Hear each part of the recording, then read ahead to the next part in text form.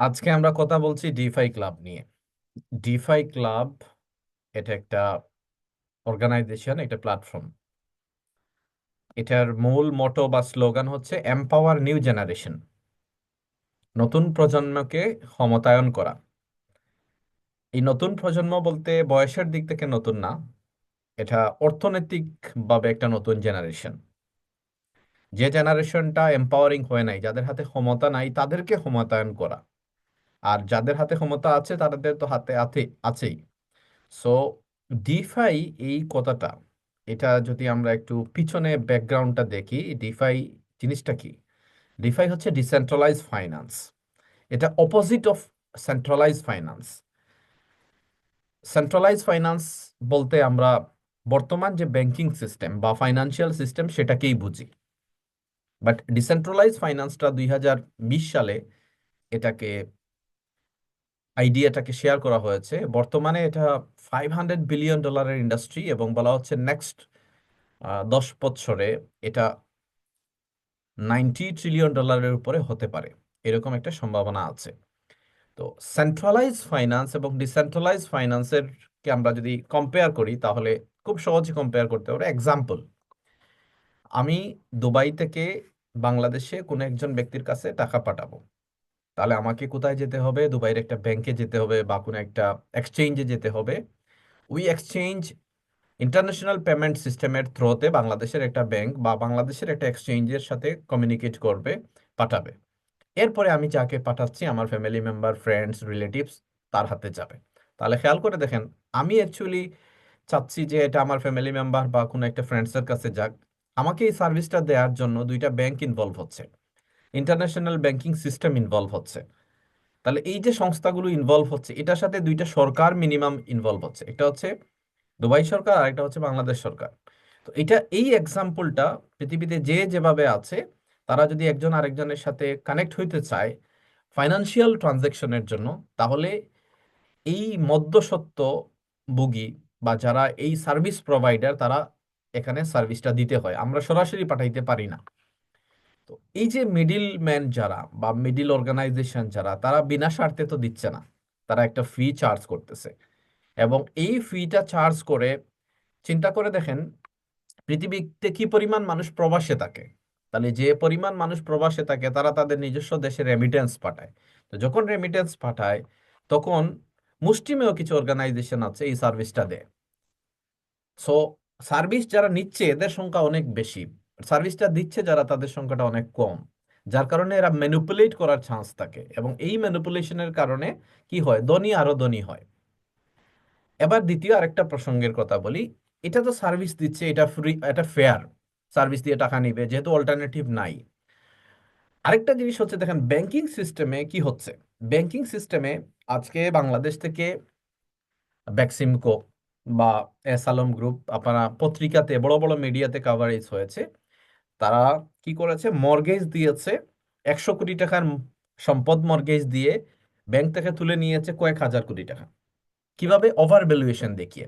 তাহলে এই যে সম্পদ যেটা মর্গেজ রাখা হয়েছে, ওভার ভ্যালুয়েশন কিভাবে দেখানো হইলো? কারণ ওইটার ভ্যালুয়েশন করার জন্য 4-5 জন লোক ব্যাংকের তরফ থেকে গেছে, তো এদেরকে ম্যানিপুলেট করে বা তাদের সাথে যোগসাজশ করে, একটা সিন্ডিকেট করে, একটা হিউজ পরিমাণ, হাজার হাজার কোটি টাকা মুষ্টিমেয় কয়েকটা প্রতিষ্ঠানের হাতে চলে গেছে। আপনি আমি নর্মালি যদি ব্যাংক থেকে 2-4 লাখ টাকা ব্যাংক থেকে লোন নিতে চাই, তাহলে দেখবেন এটা আপনাকে বাড়ির দলিল দিতে হবে, আপনাকে গ্যারান্টার দিতে হবে, অনেক হ্যাসেল। এরপর আপনি লোন পাবেন কিনা নিশ্চয়তা নাই। সাধারণ মানুষ লোন পাচ্ছে না, কিন্তু এই যে হাজার হাজার কোটি টাকা কয়েকটা প্রতিষ্ঠান নিয়ে নিচ্ছে, এটা কিভাবে? সিন্ডিকেট করে। দ্যাট মিনস এই যে সিস্টেমটা, এটাকে ম্যানিপুলেট করা হচ্ছে। এই সিস্টেম ম্যানিপুলেট করে ব্যাংক থেকে আর টাকাগুলো রিকভারি হচ্ছে না। তাহলে এই যে রিকভারি হচ্ছে না, তাহলে এটার ভিকটিম কারা হচ্ছে? ভিকটিম হচ্ছে সাধারণ মানুষ, যারা আমরা মনে করি যে ব্যাংক মানেই ভরসার জায়গা, ব্যাংকে টাকা রাখাই মানেই আমি সেফ, আমরা সিকিউর। কিন্তু আমরা দেখি যে বাংলাদেশ ব্যাংক যেখানে হ্যাক হয়ে গেছে, সেখানে অন্যান্য ব্যাংক আমাকে কি নিশ্চয়তা দিবে? যেখানে বাংলাদেশ ব্যাংক, সেন্ট্রাল ব্যাংক, তার টাকাটাকে সে সেভ করতে পারছে না। এবং নট অনলি দ্যাট, যে ব্যাংক হ্যাক হয়ে যাওয়া, এই যে আরেকটা হ্যাকিং যেটা করাপশন, এটাকে কিভাবে রুখবেন? এটা নট অনলি বাংলাদেশ, এটা একটা গ্লোবাল প্রবলেম, এটা একটা লোকাল প্রবলেম না। সো এই প্রবলেমের সলিউশনটা কি হইতে পারে, প্রবলেম নিয়ে এটার বিভৎসতা নিয়ে আমরা আলোচনা করতে পারি, এটার দুর্বিষহতা নিয়ে আমরা আলোচনা করতে পারি, বাট সলিউশনটা কি? এটার সলিউশনটাই হচ্ছে ডিসেন্ট্রালাইজ ফাইন্যান্স। ডিসেন্ট্রালাইজ ফাইন্যান্সের এটা কিভাবে হবে? এটা ট্রেডিশনাল বিজনেস ফর্মে হবে না, এটা একটা ব্লকচেইন ইউজ করে হবে। এই ব্লকচেইনের মাধ্যমে সেন্ডার এবং রিসিভারের মধ্যে, অর্থাৎ যিনি সার্ভিসটা প্রোভাইড করবে এবং যিনি সার্ভিসটা রিসিভ করবে, থ্রো এ ব্লকচেইন, একটা ব্লকচেইনের মাধ্যমে, একটা টেকনোলজির মাধ্যমে তারা এই সার্ভিসটা নিতে পারবে, দিতে পারবে। তাহলে মিডলম্যান এখানে কয়েকটা দেশের কোনো অথরিটির প্রয়োজন নাই, কয়েকটা সংস্থার প্রয়োজন নাই, জাস্ট একটা টেকনোলজি ইউজ করে এটা সম্ভব। তাহলে এখানে কি হচ্ছে? এখানে একটা নতুন অপরচুনিটি তৈরি হচ্ছে ব্লকচেইনের মাধ্যমে। তো এই অপরচুনিটিটা যদি আমরা জানতে চাই যে এই টেকনোলজিটা এটা কিভাবে আসলো, কারণ যে কোনো জিনিসই নতুন জিনিস, এটার আমরা গ্রহণ করব অথবা এটাকে বর্জন করব, এটা ডিপেন্ড করবে এটার রুটসটা কি, এটা আমরা একটু অ্যানালাইসিস করব। তো রুটসটা হচ্ছে এই যে আমরা বলছি কি, এটা হচ্ছে ট্রানজ্যাকশন বা এক্সচেঞ্জ। এই ট্রানজ্যাকশন বা এক্সচেঞ্জ জিনিসটা আমরা যদি বুঝতে চাই, তাহলে আমাদেরকে এটার রুটে যেতে হবে, আর এটার আমাদের শেকড়ে যেতে হবে। মানুষ মানুষের সাথে লেনদেন করবে, মানুষ মানুষের সাথে বিনিময় করবে। এই বিনিময় প্রথা প্রথমে শুরু হয়েছিল বার্টার সিস্টেম দিয়ে।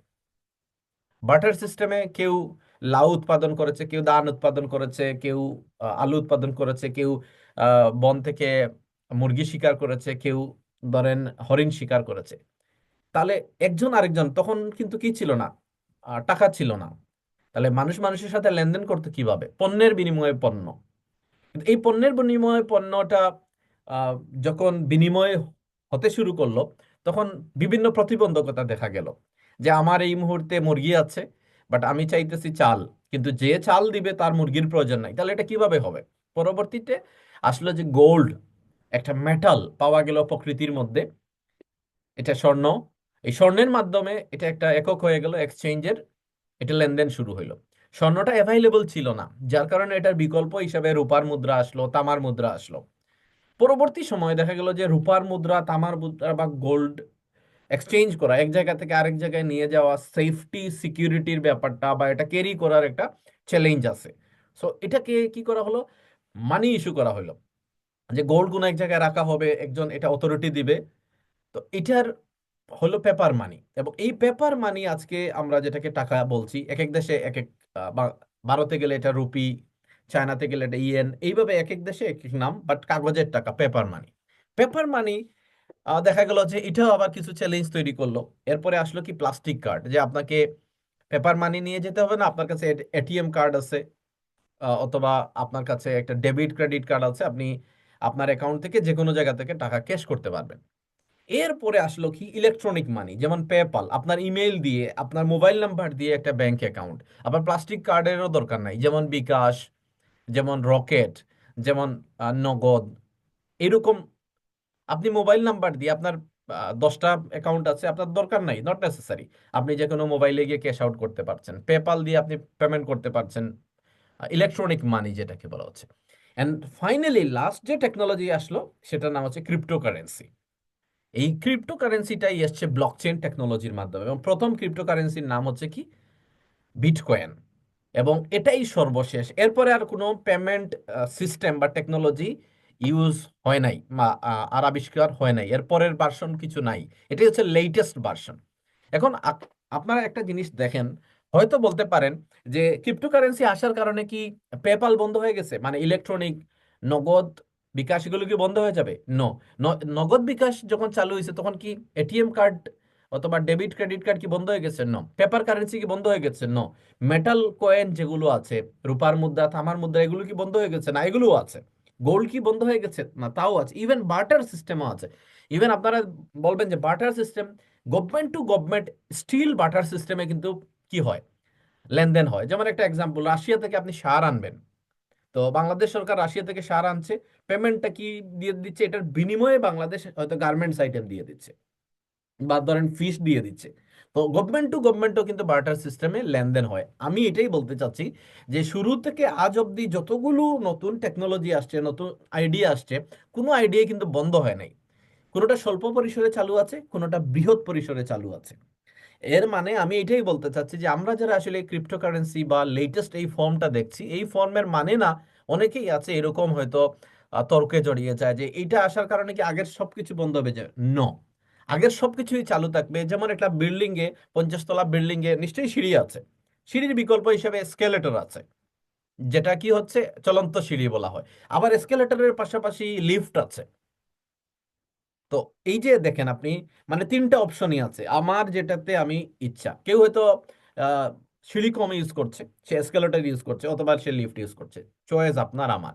ঠিক একইভাবে এখানে এই সিস্টেমগুলো এক্সচেঞ্জের যে ব্যাপারটা, সেটা চলতে থাকবে মানুষের সাথে মানুষের। বাট লেটেস্ট যেটা যেটা লিফট যেটা, সেটাকে আমি গ্রহণ করব কিনা সেটা আমার উপরে ডিপেন্ড করছে।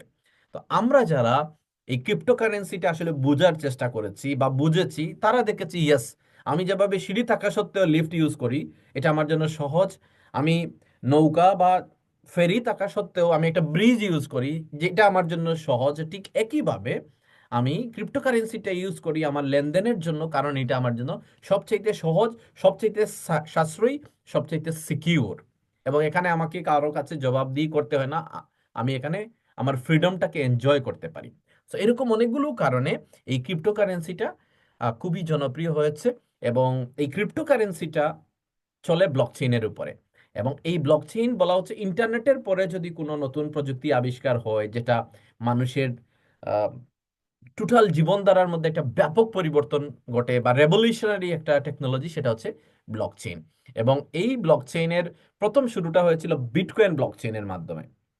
এবং আপনারা জানেন যে বিটকয়েন ব্লকচেইন প্রথম যখন আসে, মানুষ এটাকে খুব একটা অ্যাকসেপ্ট করতে চায় নাই। যারা ডেভেলপার, যারা টেকনিক্যালি খুব ভালো জানে, তারাই কিন্তু এটাকে অ্যাকসেপ্ট করেছে। ধীরে ধীরে এটা জনপ্রিয় হতে শুরু করেছে। এবং একটা সময় বিটকয়েন 10 সেন্টে এটা একটা ভ্যালু ছিল, মার্কেট ভ্যালু ছিল। পরবর্তী সময়ে এটা ধীরে ধীরে ধীরে ধীরে ধীরে আজকে এটা প্রায় $1 লাখ, $1 লক্ষ এটার প্রাইস হয়েছে।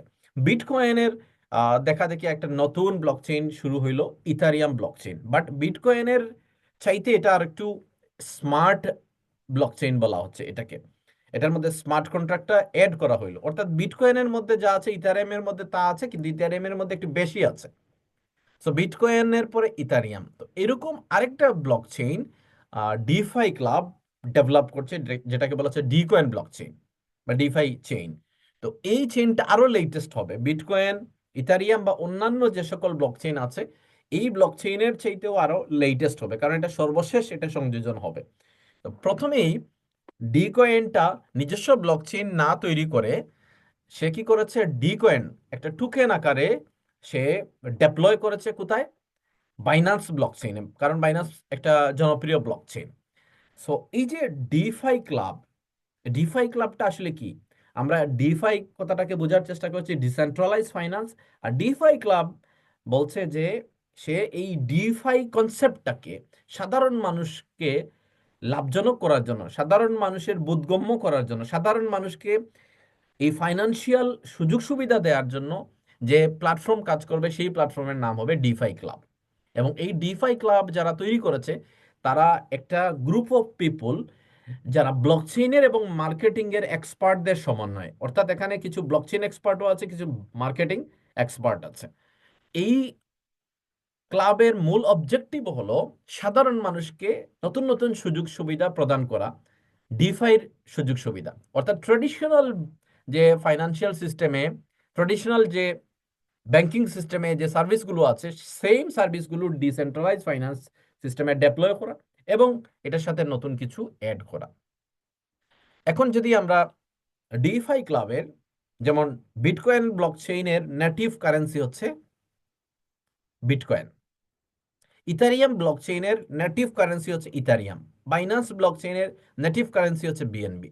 ঠিক ডিফাই ক্লাবের টোটাল ইকোসিস্টেমের নেটিভ কারেন্সি বা টোটাল সিস্টেমের নিউক্লিয়াস হচ্ছে কি, ডিকয়েন। অর্থাৎ ডিকয়েনকে কেন্দ্র করে ডিফাই ক্লাবের সমস্ত সুযোগ সুবিধা কি হবে, প্রোভাইড হবে। এখন আমরা যদি ডিকয়েনটাকে আরেকটু বোঝার চেষ্টা করি, আপনারা জানেন যে যে কোনো একটা ব্লকচেইনের একটা কয়েনকে বা একটা টোকেনকে আইডেন্টিফাই করার জন্য সবচেয়ে ভালো ওয়ে হচ্ছে কি, তার কন্ট্রাক্ট অ্যাড্রেস। এবং এই কন্ট্রাক্ট অ্যাড্রেসটা এখানে দেয়া আছে। এটা টোটাল সাপ্লাই হচ্ছে 1 বিলিয়ন। বাট এখানে আহ, যেমন ধরেন বিটকয়েন, বিটকয়েন হচ্ছে মাইনিং মেকানিজমের উপরে, আর ডি কয়েনটা হচ্ছে বার্নিং মেকানিজমের উপরে। Day by day the coin will be burn and the coin quantity will be reduce from the supply. অর্থাৎ এখন এটা 1 বিলিয়ন শু হচ্ছে, বাট এটা 1 বিলিয়ন থাকবে না। 1 বিলিয়ন ইকুয়াল টু 100 কোটি, 100 কোটি থেকে এটা 99 কোটিতে আসবে, দেন এটা 98 কোটিতে আসবে, দেন 97 কোটিতে আসবে। তাহলে এটা কি হবে, এই যে সাপ্লাই রিডিউস হবে, এতে কয়েনের দাম লং রান এটা প্রাইস অ্যাপ্রিসিয়েশন হবে, প্রাইস বাড়বে। যেমন মনে করেন উদাহরণ হিসাবে, এই বছর আলুর সিজনে আলু উৎপাদন উৎপাদন হইল। তাহলে আলু, সব উৎপাদনকৃত আলু একদিনে মানুষ ইউজ করবে না, কিছু মানুষ মজুদ রাখবে, কোল্ড স্টোরেজে রাখবে, মানুষ ম্যানুয়ালি মজুদ করবে। ধীরে ধীরে মানুষ ইউজ করতে থাকবে আলু, কিন্তু আলু নতুন করে পরবর্তী সিজনের আগে উৎপাদন হচ্ছে না, তার মানে কি মজুদটা কমতেছে। তাহলে দেখেন যখন সিজনে আলু আসে তখন আলুর দাম 5 টাকা 6 টাকাতে চলে আসে, বা তার চাইতে কমে পাওয়া যায়। ধীরে ধীরে এই আলুটাই ধীরে ধীরে ধীরে ধীরে কিন্তু বাড়তে থাকে। কেন বাড়তে থাকে? কারণ ওইদিকে সাপ্লাই কমে যাচ্ছে, কিন্তু মানুষের চাহিদা আছে। এই একই আলু 20 25 30 40 45 50 টাকায় বিক্রি হয়। কেন? কারণ ওই সময় সাপ্লাই কম। এটা শুধুমাত্র আলুর ক্ষেত্রে না, পেঁয়াজের ক্ষেত্রে না, পৃথিবীর যে কোনো প্রোডাক্ট, যে কোনো কমোডিটি, যে কোনো প্রপার্টি, এটা নেচারটা এরকম। এটা যত সাপ্লাই কমবে আর ডিমান্ড যত বাড়বে, এটার প্রাইস বাড়বে। এখন হয়তো অনেকেই বলতে পারেন যে তাহলে এটার প্রাইস নিচে আসে কেন? হয়তো আমরা ডিমান্ড তৈরি করতে পারছি না। সো আমাদের এখানে কাজটা কি হবে? ডিমান্ডটা তৈরি করা। বা ডিমান্ড যত তৈরি হবে, এটার নেচার অফ বার্নিং, এটা বার্নিং নেচারের কারণে এটার সাপ্লাই বাড়ার কোনো চান্স নাই। বার্নিংটা কি হবে? বার্নিং এর মাধ্যমে এটার সাপ্লাই কমতে থাকবে। এখন ডি কয়েনের এই সাপ্লাইটাকে, 1 বিলিয়ন সাপ্লাইটাকে একটা টোকেনমিক্স, মানে এটা কিভাবে ডিজাইন, সেই ডিজাইনটা যদি আমরা দেখি, 10% যাবে স্মার্ট কন্ট্রাক্টে, যেটা আমাদের অলরেডি জানেন আপনারা, এক্সচেঞ্জ আছে, ডিফাই ক্লাবের নিজস্ব এক্সচেঞ্জ। এই এক্সচেঞ্জের মধ্যে একটা পুল দেওয়া হয়েছে, স্মার্ট কন্ট্রাক্ট পুল। সেই স্মার্ট কন্ট্রাক্ট পুলে 10% কয়েন স্টেক হবে। 40% কয়েন রাখে দেওয়া হচ্ছে স্টেকিং রিওয়ার্ডের জন্য, যারা স্টেক করবে তারা রিওয়ার্ড পাবে। 20% ডেভেলপমেন্ট এন্ড মার্কেটিং, এই যে আমরা যারা এখানে কি করছি, মার্কেটিং করছি, বাইনারিতে মার্কেটিং করছি, তাদের জন্য 20% কয়েন মজুদ করা আছে। তারপরে 20% লিকুইডিটি প্রোভাইড, লিকুইডিটি প্রোভাইড। এখন দেখেন অনেকেই আমরা বলি এটা লিকুইডিটি কম, লিকুইডিটি বাড়বে কিভাবে? কয়েন মার্কেটিং হওয়ার সাথে সাথে এটা লিকুইডিটি আপ হবে। 80% বার্নিং এবং 2% চ্যারিটি। এখন খেয়াল করে দেখেন, আমরা যারাই এই প্রশ্নগুলো করি, প্রত্যেকটা প্রশ্নের আনসারটা দেয়া আছে। আমরা অনেক সময় অনেকগুলো প্রশ্ন করি, মনে করি যে লিকুইডিটি কম কেন? আপনাকে বুঝতে হবে এখানে কয়েন স্মার্ট কন্ট্রাক্টে স্টেকিং কম হয়েছে, যার কারণে লিকুইডিটি কম। এখানে চ্যারিটি কম কেন? কারণ এখানে কি হয়েছে? স্টেকিং কম হয়েছে। সো আমরা যত বেশি স্টেকিং বাড়বে, তত বেশি বাকি জিনিসগুলো অটোমেটিকলি বাড়তে থাকবে। এভাবে ডিজাইন করা হয়েছে টোটাল 100% কয়েনকে। এবার আসেন, আমরা যদি ডি কয়েনের সাপ্লাই বার্নিং, অলমোস্ট আমরা এটাকে কভার করার চেষ্টা করেছি। যখনই কেউ একজন 5x ইনকাম করবে, টোটাল 5 টাইমস, দেখেন আপন receiving total rewards 5 Times, the staking coin আন্ডারগোজ automatic burning. যখনই 5 গুণ কেউ কয়েন, মনে করেন আমি এ কয়েন স্টেকিং করেছি 100, আমার 500 ইনকাম হয়ে গেছে, সো 100 কয়েন বার্ন হয়ে যাবে, ওইটা পার্মানেন্টলি বার্ন হবে। আমি কয়েন স্টেক করেছি 1000, আমি 5000 কয়েন ইনকাম করেছি, সো আমার 1000 কয়েন এখান থেকে বার্ন হবে এবং এটা সাপ্লাই থেকে রিডিউস হয়ে যাবে। এইভাবে যে যত বেশি কয়েন স্টেক করবে আর সে যত বেশি ইনকাম করবে, তত বেশি কয়েন বার্নিং হবে। এবং আমি সবাইকে বলবো যে বার্নিং মেকানিজমটা যদি আপনি বুঝেন, তাহলে আপনার টেনশন হবে না যে এই কয়েনের দাম বাড়বে কিনা। আপনি বুঝবেন যে এটা সায়েন্টিফিক্যালি বা এটার যে টোটাল ম্যাথমেটিক্যালি এটার প্রাইস অ্যাপ্রিসিয়েশন হবেই। এখন আসেন, ডি কয়েনটা কোথায় কোথায় এটাকে এক্সচেঞ্জ করা যায়। কারণ আমরা অনেকেই জানি যে coin, specially bitcoin, Ethereum, Solana, যত কয়েন আছে সেগুলো আসলে এক্সচেঞ্জ করা যায়। তো এটা কোথায় এক্সচেঞ্জ করা যায়? ওয়ার্ল্ডের সবচেয়ে বড় ডিসেন্ট্রালাইজ এক্সচেঞ্জ ইউনিসওয়াপ, ইউনিসওয়াপে এটা এক্সচেঞ্জ করা যায়। প্যানকেক সোয়াপ, বাইনান্স ব্লকচেইন যেহেতু, সো বাইনান্স ব্লকচেইনের মধ্যে সবচেয়ে বড় যে exchange, decentralize exchange PancakeSwap, PancakeSwap সোয়াপে আপনি এটা ট্রেড করতে পারছেন। আপনি সোয়াপ করতে পারছেন, সুশি সোয়াপ, এটা ওয়ান অফ দ্য পপুলার একটা এক্সচেঞ্জ। এবং বাইন্যান্সের ওয়েব 3-তে যেও আপনি এটা এক্সচেঞ্জ করতে পারছেন। অ্যান্ড 50 মোর এক্সচেঞ্জেস, সবগুলো এক্সচেঞ্জ ডিসেন্ট্রালাইজ এক্সচেঞ্জ। কোনো সেন্ট্রালাইজ এক্সচেঞ্জের ডি কয়েনটা লিস্টিং হয় নাই এবং লিস্টিং করার প্ল্যানিং নাই। ডি কয়েন ডেপ্লয় হয়েছে অলমোস্ট 3 বছর। আগামী 31 তারিখ, মার্চ মাসের, এটা কি হয়ে যাবে, আমরা ফেব্রুয়ারিতে আছি, মার্চ মাসের 31 তারিখ এটা পুরো 3 বছর কমপ্লিট করবে।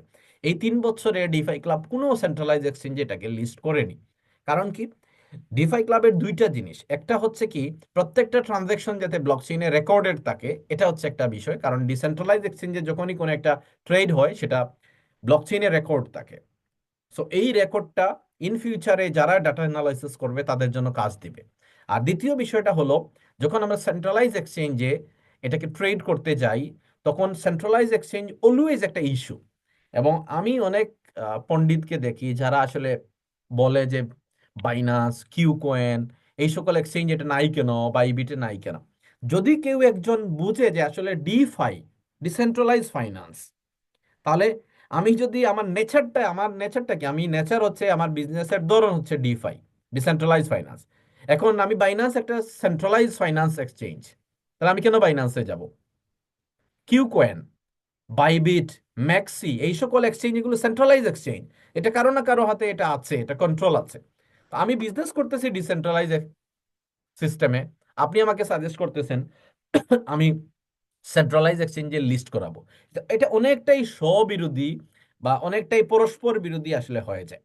তো এটাকে আমরা এভাবে বলি যে, বিষয়টা দেখেন, a little learning is a dangerous thing. আমরা পড়েছি অল্প বিদ্যা ভয়ঙ্কর। এগুলো আমাদেরকে আসলে মিসগাইড করে কারা? মিসগাইড করে যারা আসলে এই ইন্ডাস্ট্রি সম্পর্কে বা ফাইন্যান্সিয়াল ওয়ার্ল্ড সম্পর্কে খুব একটা নলেজ নাই যাদের, তারা আপনাকে আমাকে বিভিন্নভাবে মিসগাইড করার চেষ্টা করে। এদের যদি এই নলেজ থাকতো, তারা জানতো যে ওয়ার্ল্ডের 3 নাম্বার যে এক্সচেঞ্জ, যেটা এফটিএক্স, এটা $28 বিলিয়ন ফান্ড নিয়ে তারা ব্যাংক্রাফট হয়ে গেছে। $28 billion, can you imagine it? $28 billion, 1 billion সমান বাংলাদেশি টাকায় প্রায় 12,500 কোটি। $28 বিলিয়ন নিয়ে ব্যাংক্রাফট হয়েছে। সেখানে আপনার ডি কয়েন যদি থাকতো, তাহলে ডি কয়েনও জিরো হয়ে যেত। বিটকয়েন, ইথারিয়াম, যত কয়েন আছে আপনি চিন্তা করে দেখেন, যারা এফটিএক্স এক্সচেঞ্জে রেখেছে তাদের সেই ফান্ড জিরো হয়ে গেছে। ইভেন 2014 সালে জাপানি একটা এক্সচেঞ্জ, তখনকার ওই সময়টাতে সবচেয়ে বড় এক্সচেঞ্জ ছিল বিটকয়েন এক্সচেঞ্জ, সেই এক্সচেঞ্জ হ্যাক হয়ে গেছে। ইভেন আমরা যারা বাইনান্স বাইনান্স করি, বাইনান্সও হ্যাক হয়েছে। পরবর্তী সময় তারা রিকভার করতে পেরেছে। কিউকয়েন এক্সচেঞ্জ হ্যাক হয়েছে, ওয়ার্ল্ডের ওয়ান অফ দ্য টপ একটা এক্সচেঞ্জ, তারা রিকভার করতে পেরেছে। অর্থাৎ কিছুদিন আগে ইন্ডিয়াতে একটা এক্সচেঞ্জ ওয়াজিরেক্স, ইন্ডিয়ার মধ্যে সবচেয়ে বড় এক্সচেঞ্জ ছিল, ওয়াজিরেক্স এক্সচেঞ্জ হ্যাক হয়েছে। তো যখন এই এক্সচেঞ্জগুলো হ্যাক হয় তখন কি হয়? তখন যারা এখানে ফান্ড রাখে, তাদের ফান্ডগুলো কিন্তু কি হয়, সেই ফান্ডগুলো রিস্কে যায়। এখন আপনি চিন্তা করে দেখেন, ডিফাই ক্লাব কি করছে? ডিফাই ক্লাব ডেফিনেটলি একটা কমিউনিটি তৈরি করছে। এখন কমিউনিটি যেখানে রিস্কে থাকবে, আমি কি সেখানে কয়েনটাকে সুযোগ দিব ট্রেড করার? অর্থাৎ আমার কমিউনিটিকে আমি রিস্কে ফেলাবো, না আমি সেফ অ্যান্ড সিকিউর রাখবো? এটা আমাকে ডিসিশন নিতে হবে। সো ডিফাই ক্লাব ডিসিশন নিয়েছে, সে ডিসেন্ট্রালাইজ এক্সচেঞ্জে ট্রেড করার সুযোগ দিবে সবাইকে। ডিসেন্ট্রালাইজ এক্সচেঞ্জে কেন হ্যাক হয় না? এর মেইন রিজন, ডিসেন্ট্রালাইজ এক্সচেঞ্জ ধরে নিলাম আমরা হ্যাক হইলো, এতে আমার ফান্ড রিস্কে থাকে না। কেন রিস্কে থাকে না? কারণ আমার যে ফান্ডটা সেটা ট্রাস্ট ওয়ালেটে স্টোর থাকে, মেটামাক্সে স্টোর থাকে, এইভাবে বিভিন্ন ডিসেন্ট্রালাইজ ওয়ালেটে স্টোর থাকে। আমি শুধুমাত্র ট্রেড করার সময় এটাকে কানেক্ট করি। সো আজকে যদি কোনো একটা এক্সচেঞ্জ হ্যাকও হয়ে যায়, তাতে আমার ফান্ডটা সেফ থাকবে। কারণ কি, আমি ফান্ড রেখেছি মেটামাক্সে, আমি ফান্ড রেখেছি ট্রাস্ট ওয়ালেটে, আমি ফান্ড রেখেছি ট্রেজরে, লেজারে, বাইন্যান্স চেইন ওয়ালেটে। সো এটা আমরা সেফ হয়ে গেছি। এবং আপনারা নিশ্চয়ই জানেন যে এই 3 বছরে ডিফাই ক্লাবের কোনো একজন মেম্বার এটা বলতে পারবে না যে আমার এই ফান্ডটা রিক্সে পড়েছে। বাট আপনি দেখেন গত 3 বছরে, আপনি এখন গুগল সার্চ করে দেখেন যে কতগুলো এক্সচেঞ্জ হ্যাক হয়েছে, বন্ধ হয়েছে। যদি ডিফাই ক্লাব এরকম 10টা এক্সচেঞ্জের সাথে কি করতো, আজকে তার এটাকে লিকুইডিটি প্রোভাইড করতো, ওই এক্সচেঞ্জে যদি ট্রেড দিত, আর ওই এক্সচেঞ্জগুলো যদি বন্ধ হইতো, তাহলে আমরা যারা এই ক্লাবের সাথে বা ডিফাই ক্লাবে যারা ইনভেস্টর, তারা কিন্তু ভিকটিম হইতাম। কিন্তু আমরা সেফ কেন? আমরা এই কারণেই সেফ, কারণ ডিফাই ক্লাব এখানে রুটসেই, অর্থাৎ জড়ে এই জিনিসটা কেটে দিয়েছে যে আমার কমিউনিটিকে আমি সেভ করে রাখছি। কিভাবে সেটা? আমি ডিসেন্ট্রালাইজ এক্সচেঞ্জে এবং ডিসেন্ট্রালাইজ ওয়ালেটে শুধু আমার কয়েনটা স্টোর করার এবং সেটাকে এক্সচেঞ্জ করার, সোয়াপ করার, ট্রেড করার সুযোগ রেখেছি। আশা করি আপনারা এই পয়েন্টটা সবাই আর একটু ক্লিয়ার হয়েছে। সো আমরা যদি এই ডি কয়েনটাকে, এতক্ষণের আলোচনা একটা ধারণা, বিশেষ করে নতুন যারা, আমরা যদি ধারণা নেওয়ার চেষ্টা করি, তাহলে ডিফাই ক্লাব বলছে যে এই কয়েনটাকে আমরা মার্কেটিং করব, এই কয়েনটাকে আমরা অপরচুনিটি আকারে দিব। এখানে 4টা অপরচুনিটি দেওয়া হয়েছে। প্রথম অপরচুনিটি স্টেকিং ইনকাম, দ্বিতীয় হচ্ছে ডিরেক্ট ইনকাম, থার্ড হচ্ছে বাইনারি ইনকাম, ফোর্থ হচ্ছে র্যাঙ্ক ইনকাম। এরকম 4টা স্লটে এটাকে, 4টা সেগমেন্টে এটাকে দেওয়া হয়েছে। তো প্রথমে আসেন স্টেকিং ইনকাম। আমরা অন্যান্য কয়েন যেমন বিটকয়েন, একটু আগে আমরা বলছিলাম যে বিটকয়েন একসময় 10 সেন্ট ছিল, আমি $1000 বিটকয়েন কিনেছি, এটা $1,00,000 হয়েছে। আমি $100 দিয়ে ইথারিয়াম কিনেছি, আজকে $3000 হচ্ছে। এক্সাম্পল আমি বলছি যে এরকম অনেক আছে ওয়ার্ল্ড ওয়াইড যারা কম দামে কয়েন কয়েন কিনে, কয়েনের প্রাইস বেড়েছে, এটা তারা ওয়ান টাইম প্রফিট করেছে। অর্থাৎ ক্রিপ্টোকারেন্সিতে ওয়ান টাইম প্রফিট যারা কয়েন হোল্ডিং করে, আপনি ডি কয়েন হোল্ডিং করতে পারেন, যে কোনো সময় ডি কয়েনের প্রাইস বেড়েছে আপনি সেল করে দিতে পারেন, এটা ওয়ান টাইম প্রফিট। বাট আপনি যদি এটাকে প্যাসিভ ইনকাম হিসাবে নিতে চান, ডিফাই ক্লাব, শুরুতে আমরা বলছিলাম যে ফাইন্যান্সিয়াল যে সকল সার্ভিস আছে, যেটা ট্র্যাডিশনাল সিস্টেমে, সেই সার্ভিসটাকে সে ডিসেন্ট্রালাইজ ওয়েতে দিচ্ছে। অর্থাৎ আমরা ব্যাংকে যেভাবে করে এফডিআর করি, ফিক্সড ডিপোজিট করে প্রতি মাসে লাভ নিতে পারি, বা বিভিন্ন ধরনের স্কিম আছে সেখান থেকে প্রফিট নিতে পারি, ডিফাই ক্লাব এটাকে, ডি কয়েনটাকে ডিজাইন করেছে এইরকম ভাবে। বাট যেহেতু এটা একটা নতুন কনসেপ্ট, সো প্রথম দিকে এখানে লাভের সুযোগটা অনেক বেশি। কিভাবে সেটা? যেমন যদি আমি 100 থেকে 5,000 পর্যন্ত, 4,999 কয়েন স্টেক করি, সেটা কন্ট্রাক্ট হবে আমার 1 বছরের জন্য, 52 উইকস, 52 সপ্তাহ, তাহলে আমি 2% প্রফিট পাবো প্রতি সপ্তাহে। প্রতি সপ্তাহে 2%, দ্যাট মিনস মান্থলি 8% আমার এখানে কয়েন রিওয়ার্ড আমি পাচ্ছি। সেকেন্ড হচ্ছে, যদি আমি 5,000 থেকে 15,000, 5,000 থেকে 15,000 যদি কয়েন স্টেক করি, তাহলে 2.25%, একটু বেশি পাওয়া যাবে এখানে, মান্থলি 9%। এর পরের প্যাকেজটা হচ্ছে 15,000 থেকে নিয়ে আমি যদি 49,999 কয়েন স্টেক করি, তাহলে 2.5%, মাসে 10%। অ্যান্ড ফাইনালি সবচেয়ে বড় যে প্যাকেজটা, সেটা হচ্ছে কি 50,000 কয়েন থেকে নিয়ে 1 মিলিয়ন কয়েন যদি আমি স্টেক করি, তাহলে 3%, যেটা আমরা যদি মাল্টিপ্লাই করি 4 দিয়ে, তাহলে 12%। আমরা 4টা প্যাকেজ দেখলাম। সবচেয়ে ন্যূনতম যে প্যাকেজটাও আমরা যদি নেই, তাহলে 8% প্রফিট করতে পারবো। আর সবচেয়ে বড় প্যাকেজ নিলে 12% আমরা মান্থলি প্রফিট পাবো, 8 to 12%।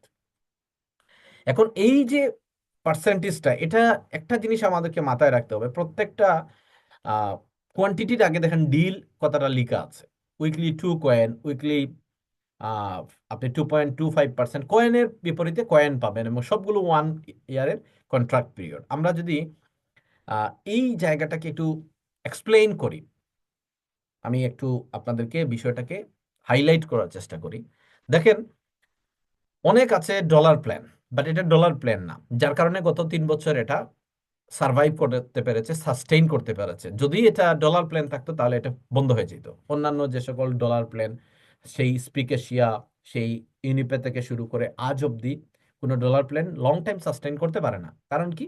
কারণ তাকে টাকার বিনিময়ে টাকা দিতে হয়, তাকে ডলারের বিনিময়ে ডলার দিতে হয়। সে তো ডলার বানায় না, তাহলে সে দিবে কিভাবে? একটা সময় এসে এটা স্টপ হবে। বাট কয়েনের বিপরীতে কয়েন দেয়া হবে, এই কারণে সে সাস্টেইন করতে পারে। এবং কয়েনটা 1 বিলিয়ন কয়েন এখানে বেচা হবে না। তাহলে কতটুকু কয়েন সেল করা হবে? এটার একটা লিমিট আছে, যে পরিমাণ আমি প্রফিট দিতে পারবো, লা- 1 বছর আমি কন্টিনিউ করতে পারবো, সেই পরিমাণ কয়েনই এখানে সেল হবে। এখন আসেন, ডিফাই ক্লাব এই স্টেকিং প্যাকেজের পাশাপাশি আরেকটা প্যাকেজ সে দিয়েছে, ক্রিপ্টো লাইফ ইন্স্যুরেন্স। অর্থাৎ আমরা যারা এখানে ক্রিপ্টোতে, এটা প্রথম একটা সাবস্ক্রিপশন এসেছে, যে কোনো একজন ব্যক্তি যদি মারাও যায় এবং তার যদি এখানে ইন্স্যুরেন্স করা থাকে, সে 100 ডি কয়েন দিয়ে 1 মিলিয়ন ডি কয়েন পাবে। ধরেন আমি এখানে আপনাদের সাথে কথা বলতেছি, আমার একটা লাইফ ইন্স্যুরেন্স আছে, 100 কয়েন দিয়ে আমি সাবস্ক্রিপশন নিয়েছি। এই মাসে যদি আমি মারা যাই, তাহলে আমার ফ্যামিলি বা আমার এই সেন্টারে 1 মিলিয়ন ডি কয়েন আমি পাবো। তো আমার যারা মনে করেন নমিনি আছে, অথবা যারা এটা আমার ফ্যামিলি মেম্বাররা পাবে। এবং সেখানে অপশন হিসাবে দুইটা থাকবে, একসাথে আমি 1 মিলিয়ন নিতে পারবো, অথবা আমি 10,000 করে প্রতি মাসে নিতে পারবো, এইভাবে 8.5 বছর। এটা হচ্ছে লাইফ ইন্স্যুরেন্স, এবং এই লাইফ ইন্স্যুরেন্সটা প্রথম ক্রিপ্টোতে ডিফাই ক্লাব নিয়ে আসলো, যে সরাসরি যারা এখানে কমিউনিটি মেম্বার তারা যাতে বেনিফিটেড হইতে পারে জাস্ট 100 কয়েন দিয়ে। এবং এটা একবার সাবস্ক্রিপশন নিলে এটা কি হবে, আহ, 1 বছর এভাবে কন্টিনিউ আপনার এটা থেকে ডিডাক্ট হবে এবং অটোমেটিক্যালি সাবস্ক্রিপশনটা হয়ে যাবে। এটার এজ ক্রাইটেরিয়া হচ্ছে 18 to 70 ইয়ার্স এর মধ্যে must be an active defy club community member. এটা আপনাকে অ্যাক্টিভ থাকতে হবে, তাহলে আপনি এই সুযোগটা পাবেন।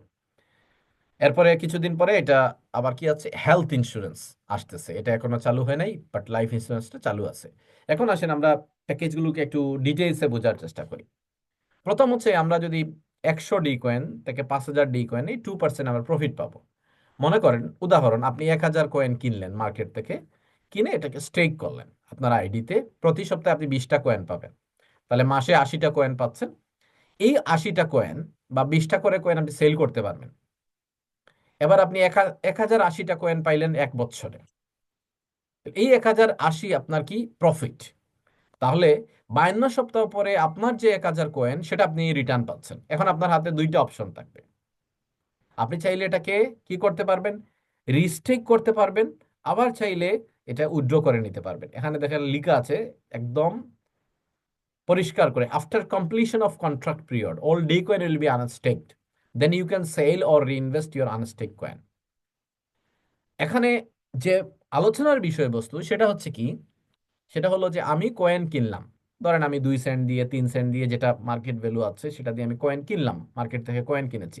কোথা থেকে কিনবো? আমি প্যানকেক সোয়াপ থেকে, ইউনিসোয়াপ থেকে, বাইন্যান্সের ডিসেন্ট্রালাইজ ওয়েব 3 থেকে, যেখান থেকে আমি কয়েন কিনি, কয়েন কিনলাম, কয়েন স্টেক করলাম আমি। যখন আমার কয়েনটা স্টেক হয়ে গেল, তাহলে প্রতি সপ্তাহে আমি প্রফিট পাচ্ছি। এখন কয়েনের যদি প্রাইস বাড়ে প্রফিট বেশি হবে, কয়েনের প্রাইস যদি কমে প্রফিট একটু কম হবে। 1 বছর পরে দেখা গেল যে 1 বছরে আমি 1,000 কয়েনে যা প্রফিট পাইছি সেটাতে আমার মনে হচ্ছে যে আমি স্যাটিসফাইড না। সো আমি আরো 1 বছরের জন্য এটা এক্সটেন্ড করতে পারবো, তাহলে আরো 1 বছর প্রফিট পাবো আমি। আমাকে নতুন করে মূলধন বিনিয়োগ করতে হচ্ছে না। খেয়াল করবেন কথাটা, আমি আমার ওই 1,000 কয়েনই আবার রিস্টেক করতে পারছি, তাহলে আমি 2 বছর প্রফিট পাচ্ছি। আচ্ছা, 2 বছর প্রফিট পাওয়ার পরে কি হবে, আবার আপনার ওই কয়েনটা আবার আনস্টেক হয়ে যাবে। এখন আপনার সামনে আবার অপশন আসবে দুইটা, আপনি চাইলে এটা উইথড্র দিয়ে দিতে পারেন, আবার চাইলে এটাকে রিস্টেক করতে পারেন। সো আপনার 3 বছর গেল। দেন আপনি 4 বছরে যে আবার আপনি এটাকে রিস্টেক করতে পারছেন, আরো 1 বছরের জন্য কন্ট্রাক্ট হইল, আপনি আরো 1 বছর প্রফিট পাবেন। দ্যাট মিনস আপনার এই কয়েনটা, যে কয়েনটা আপনি কিনছেন, এটা একটা ক্যাপিটাল হিসেবে আপনার কাজ করতেছে, আর যা প্রতি সপ্তাহে রিটার্ন আসতেছে সেটা আপনার প্রফিট। সো আমি এই জায়গাটাই ক্লিয়ার করতে চাই, আমাদের মধ্যে অনেক আছে আমাদেরকে মিসগাইড করে বলে যে কয়েনের দাম কমে গেছে। তো কয়েনের দাম কমলে সমস্যাটা কি বলেন? আমার মূলধন, আমি যদি কয়েনের দাম বাড়ে আমি কি আমার মূল 1,000 কয়েন বেচতে পারবো? আচ্ছা, 1,000-এর জায়গায় যদি সেটা 10,000 কয়েন হয়, আমি কি এটা সেল করতে পারবো? নো। আমি যদি কয়েন 50,000 কয়েন স্টেক করেছি, আমি কি সেটা সেল করতে পারবো? নো।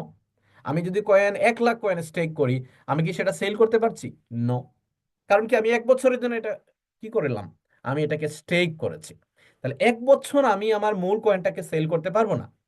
এটা কি হবে না, আনস্টেক হবে না, 1 বছর পরে হবে। তাহলে আমি আজকে কয়েন স্টেক করলাম, কালকে এটার প্রাইস কি হইলো, পরশু এটার প্রাইস কি হইলো, এটা নিয়ে আমার এত টেনশন হওয়ার কারণটা কি? এটা আসলে আমি, আমার টেনশন হয় না, এটা আমাকে কেউ টেনশন দেয়। এখন আমি টেনশন নিব কিনা এই সিদ্ধান্ত আমাকে নিতে হবে। খেয়াল করে দেখেন, আমাকে আরেকটা বিজনেস আপনি দেখান, একটা বিজনেস, সিঙ্গেল বিজনেস দেখান, যে আমি এখানে বিজনেসে ইনভেস্টমেন্ট করতেছি।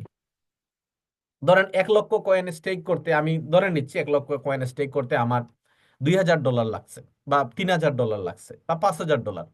আমি ধরে নিলাম 4-5 লাখ টাকা ইনভেস্ট করে একটা ব্যবসা, বা 10 লক্ষ টাকা একটা ব্যবসা আপনি খুললেন। আপনি বলেন আমাকে, কম হোক বেশি হোক একটা প্রফিট আমার হবেই, দেখান আমাকে আর একটা ব্যবসা। সো কথা বলা যায়, অনেক কিছুই বলা যায়, বাট এই কথাটা প্র্যাকটিক্যাল সেন্স আমাদেরকে দেখতে হবে।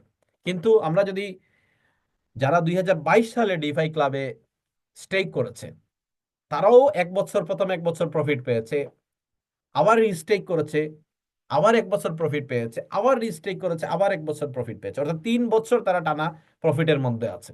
এবং এই প্রফিটটা কি, ওই যেটা তার ইনিশিয়াল ইনভেস্টমেন্ট ছিল ওই কয়েনগুলোই তাকে কয়েন দিচ্ছে। এখন চিন্তা করে দেখেন, হয়তো বলবেন যে কয়েনের প্রাইস উপরে গেছে বা নিচে গেছে। ভাই, পৃথিবীতে এমন কোনো ব্যবসা আছে যে ব্যবসাতে কেউ বলতে পারবে যে আমি এই পরিমাণ প্রফিট করব? মনে করেন স্বপ্ন একটা বিশাল চেইন শপ বাংলাদেশের, কোনো একটা স্বপ্নের আউটলেটে গিয়ে বলতে পারবে কোনো ম্যানেজার বা মালিক যে আগামীকাল আমি 10,000 টাকার প্রফিট করব, বা আগামীকাল আমার 20,000 টাকার প্রফিট হবে? কেউ বলতে পারে না। দোকান খোলার পর কি হবে? দোকান খোলার পরই যা সেল হবে সেটার উপরে আমার লাভ লস নির্ধারণ হবে। তো ঠিক একইভাবে ডি কয়েনটা মার্কেটে এটা ট্রেড হচ্ছে। এখন কয়েনের চাহিদা যদি বাড়ে তাহলে কয়েনের দাম বেড়ে যাবে, সো আমার প্রফিট বেশি হবে। আর কয়েনের দাম যদি কমে যায় তাহলে আমার প্রফিট কম হবে, কারণ চাহিদা কম। বাট এটা নিয়ে আমার টেনশন করার কিছু নাই। কারণ কি? কারণ প্রথমে আমি 1 বছর কন্ট্রাক্ট করেছি। অনেকেই আমরা এইভাবে প্রেজেন্ট করি যে 1 বছরের মধ্যে আমার লাভ লস এটাকে ক্যালকুলেশন করার একটা সুযোগ তৈরি হয়। আমি বলি না। কেন? কারণ 1 বছর পরে তো আমি এটাকে আবার রিস্টেক করতে পারছি। এবং অলরেডি এটা প্রুভেন, গত 3 বছর যারা এটাকে কন্টিনিউ করছে, এবং এটা কন্টিনিউয়াসলি এটা চলবে। এখন প্রশ্ন হইল, যেটা আমাদের কনসার্নের জায়গা, এখন যে পরিমাণ কয়েন আপনি পাচ্ছেন, যেমন মনে করেন এই লাস্ট যেটা 3%, আপনি 3% মাসে 12% পাচ্ছেন। সো হইতে পারে ডিফাই ক্লাব নেক্সট ইয়ারে এটাকে প্যাকেজে 3%-এর জায়গায় 2% নিয়ে আসতে পারে, যেটা 2% এটা 1% হবে। কারণ কি? কারণ এটাকে ব্যালেন্স করবে। আপনারা জানেন একটা সময় বিটকয়েন যখন মাইনিং হইতো, একটা ব্লকের জন্য, মানে একটা ব্লক চেইনে একটা ব্লক তৈরি করলে 50টা ডিকয়েন পাওয়া যেত। পরের 4 বছর পরে হালভিং হইল, ঠিক একই ব্লক তৈরি করার কারণে 50টার জায়গায় 25টা ডি কয়েন আসছে। তো 25টা ডি কয়েনের পরের 4 বছর পরে যখন আবার হালভিং হইলো তখন 12.5টা ডি কয়েন পাওয়া যেত। এর পরের বছর যখন 4 বছর পরে হালভিং হয়েছে তখন 6 পয়েন্ট সামথিং। এর পরের বছর লাস্ট যেটা হালভিং হইল 2024-এ, সেটাতে এসে 3 পয়েন্ট সামথিং একটা ব্লক তৈরি করলে পাওয়া যায়। তাহলে খেয়াল করে দেখেন, 2008-9 সালে একটা ব্লক তৈরি করলে 50টা ডিকয়েন পাওয়া যেত যারা মাইনার। আজকে এসে 3 পয়েন্ট সামথিং, 3.25 এরকম একটা ডিকয়েন পাচ্ছে একটা ব্লক তৈরি করে। রিওয়ার্ড কমে গেছে। ঠিক একইভাবে ডিফাই ক্লাবে এখন যে প্যাকেজগুলো আপনাকে দিচ্ছে 2 থেকে 3%, 8 থেকে 12% মান্থলি, এটা একটা সময় হইতে পারে টোটাল 1 বছরে আপনি 8 থেকে 12% প্রফিট পাইতে পারেন। টোটাল 1 বছরে। আমি এটা বলছি না যে এটা কালকেই হয়ে যাবে, নেক্সট ইয়ার হয়ে যাবে। এটাই এটাই হালভিং হবে ধীরে ধীরে। এই প্যাকেজের পার্সেন্টেজটা কমে আসবে। এখন দেখেন, প্যাকেজের পার্সেন্টেজ কমবে, তাহলে যারা আগে কয়েনটা কিনে রেখেছে, মনে করেন আমি আজকে কম দামে কয়েন কিনে রেখেছি, তাহলে আমার এই কয়েনটাকে যখন আমি স্টেক করব তখন কি হবে? আমাকে নতুন করে কয়েন বাড়লে, মনে করেন একটা কয়েনের প্রাইস হয়েছে $1, তাহলে আমাকে 1 লাখ কয়েনের জন্য $1 লাখ দিতে হচ্ছে যদি আমি নতুন করে স্টেক করতে চাই। কিন্তু আজকে হয়তো 1 লাখ কয়েন আমি $5,000 পেয়ে যাচ্ছি। সো ওই সময় নতুন যে ইনভেস্টর ঢুকবে তাকে পুরো $1 লক্ষ দিয়ে কয়েন কিনতে হবে। এটার একটা এক্সাম্পল আমি আপনাদেরকে দেই। কারণ অনেকেই বলেন যে একটা টপিকের উপরে আমি কেন এটাকে হাইলাইট করার চেষ্টা করছি, যাতে আমাদের আন্ডারস্ট্যান্ডিংটা তৈরি হয়। খেয়াল করে দেখেন, একটা সময় ইথারিয়ামের দাম, ইথারিয়াম 51 সেন্টে এটা সেল হয়েছে। ইথারিয়াম যখন প্রুফ অফ স্টেকে গেছে, প্রুফ অফ ওয়ার্ক থেকে, তখন 32টা ইথারিয়াম কি করা লাগতো? স্টেক করা লাগতো। আজকেও 32টা ইথারিয়াম যদি আপনি স্টেক করতে পারেন তাহলে ইয়ারলি আপনি 10-12% প্রফিট পাবেন। 10-12%, 32টা ইথারিয়াম আপনাকে স্টেক করতে হবে। একটা ইথারিয়ামের দাম কত? $3,000। তাহলে ইথারিয়ামে যদি আপনি স্টেক করতে চান, $3,000কে আপনি 3200 দিয়ে মাল্টিপ্লাই করলে অলমোস্ট এটা $1 লাখ প্রয়োজন। $1 লাখ দিয়ে কয়জন ইথারিয়ামে স্টেক করতে পারবে? এবং সে পার্সেন্টেজ কত পাবে? 10 থেকে 12%। কিন্তু যারা অলরেডি ধরেন আজকে থেকে 4 বছর আগে বা 3 বছর আগে $100-200 দিয়ে ইথারিয়াম স্টেক করেছে, তারা মাত্র $3200 দিয়ে বা $6,400 দিয়ে কি পেয়েছে? তারা 32টা ইথারিয়াম পেয়েছে। তাদের ওই 32টা ইথারিয়াম আজকেও স্টেকিং এ আছে, তারা গত 3 বছর 4 বছর প্রফিট পাইছে। এখন দেখেন, তার সমান যদি আমি 32টা ইথারিয়াম করতে চাই, সে $6,000 দিয়ে বা $5,000 দিয়ে সেটা স্টেক করতে পেরেছে, আমাকে সেই জায়গায় লাগবে কত? $1 লক্ষ। That's the difference. এখানেই মূল বিষয়টা যদি আমরা বুঝি যে আমি যখন স্টেক করছি আজকে এবং ইন ফিউচারে যখন স্টেক হবে তখন কি হবে, আমাকে বেশি দাম দিয়ে কয়েন কিনতে হবে। এবং দ্বিতীয় জিনিসটা হলো স্টেকিং এর রিওয়ার্ড এখন 8 to 12% আছে। এটা হয়তো নেক্সট ইয়ার আপনি দেখবেন যে হয়তো 6 থেকে 8%-এ আসবে, এরপরে আরেকটা বছরে দেখা যাবে এটা 3 to 4%। এইভাবে ধীরে ধীরে ধীরে ধীরে এটা ব্যাংকের সাথে কিন্তু কি হবে, ব্যাংকিং সিস্টেমের সাথে এটা অ্যাডজাস্ট হবে। কারণ সেন্ট্রালাইজ ফাইন্যান্সের বিকল্প হিসাবে ডিসেন্ট্রালাইজ যত জনপ্রিয় হবে এই পার্সেন্টেজটা কমে আসবে। সো এই পার্সেন্টেজ কমলে আমরা কিন্তু যারা আগে স্টেক করতেছে আমাদের টেনশন নাই। কেন টেনশন নাই? কারণ আমরা শুরুতেই বড় একটা কয়েন স্টেক করে নিয়েছি।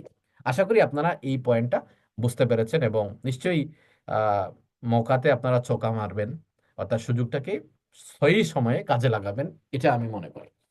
এবার আসেন, এই প্ল্যানটাকে বলা হচ্ছে যে নন ওয়ার্কিং প্ল্যান।